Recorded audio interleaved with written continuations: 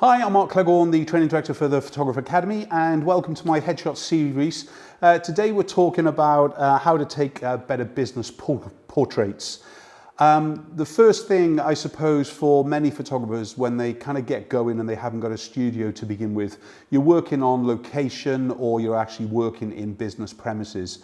Working in premises alone, you might feel can be a little bit frustrating for you because obviously confined spaces, limited places to put your lights and backgrounds and so on.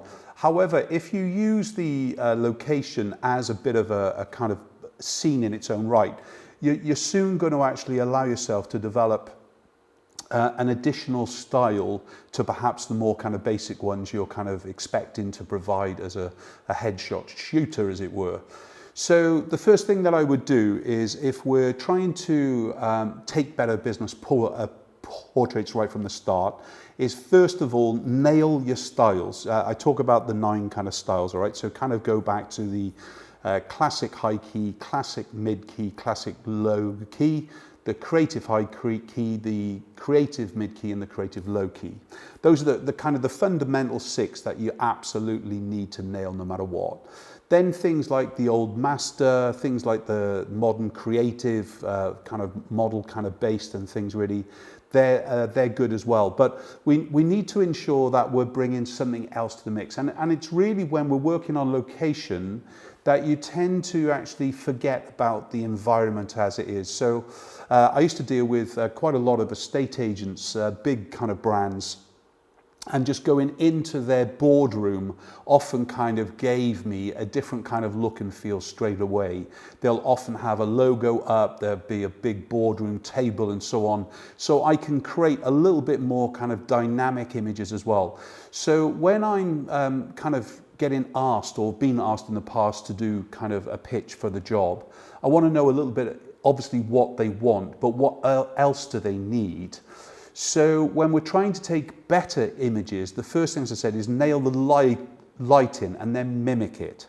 So if I was working near a window, and perhaps I want the window as a part of the background because it's got a cityscape behind, I need to make sure that I can expose for that background so I can see the cityscape behind.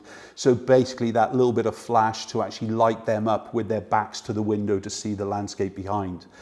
Thinking through the projects or the styles in advance will often kind of allow you to create a much better service, specifically when you're working on location. Because really what we're talking about is how to take better business the portraits and not just a headshot. So I just don't want a guy sat by his desk or leaning on his desk or on the telephone or whatever it is. I want to almost do those shots, but I want to observe what they're doing. And this is one of the benefits if you can ever get a brief where you're allowed to hang around for the day and shoot the natural environment as well as obviously the setup shots. I did this with a couple of radio stations, in fact, really. So when I wasn't shooting in the studio setup, I'd just go down to the live studio and shoot in the studio with them. So I actually get a little bit of what is going on. And basically, obviously, they'd announce that they've got the photographer in today. So if you hear any noise or kind of they make a joke out of it. Often they made the mic live, so then they basically go in something to me and it's like, oh God, you know, I'm just trying to take photographs. But if you're really trying to offer that lifestyle kind of more photojournalistic kind of imagery as well, don't be afraid of it. That's the key thing, yeah? So nail the styles. That's absolutely number 1 to begin with. You need to be as professional as you can, and within minutes arriving on the job, you know you're going to kind of set up your basic sandwich lighting technique to kind of create the easy image and basically a very, very sellable and presentable image.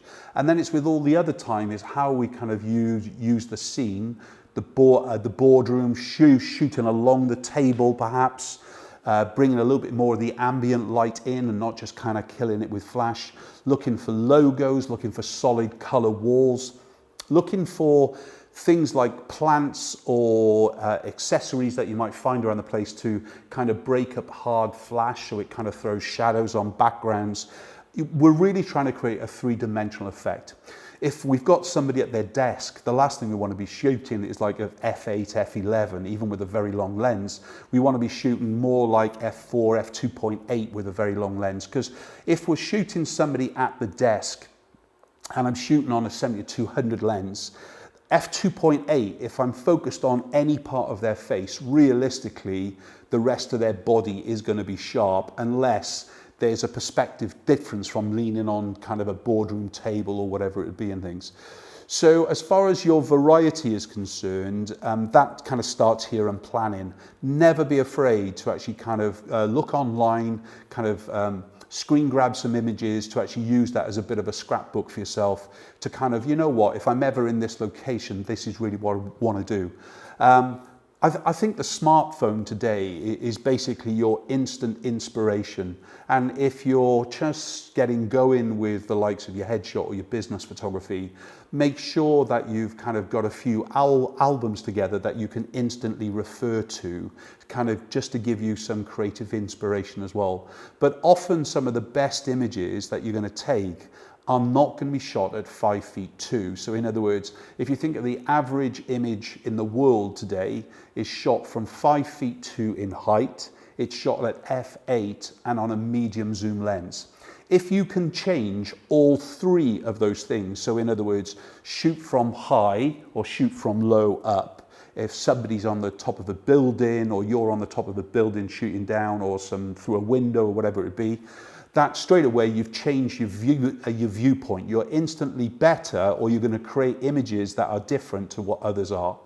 Then you use a very long lens or a prime lens. Straight away you've made a difference to your business photography no matter what. Then you actually change away from a big depth of field like an f8-11 to the likes of an f4, which I usually shoot on, or a 2.8.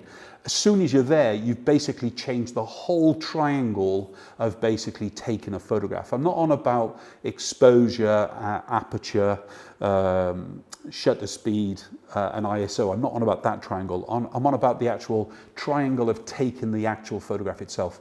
Change your viewpoint, change your aperture, and change your lens. All three of those things will instantly make your business photography better than they were the day before. Hope you enjoyed this short film. See you next time. Bye-bye.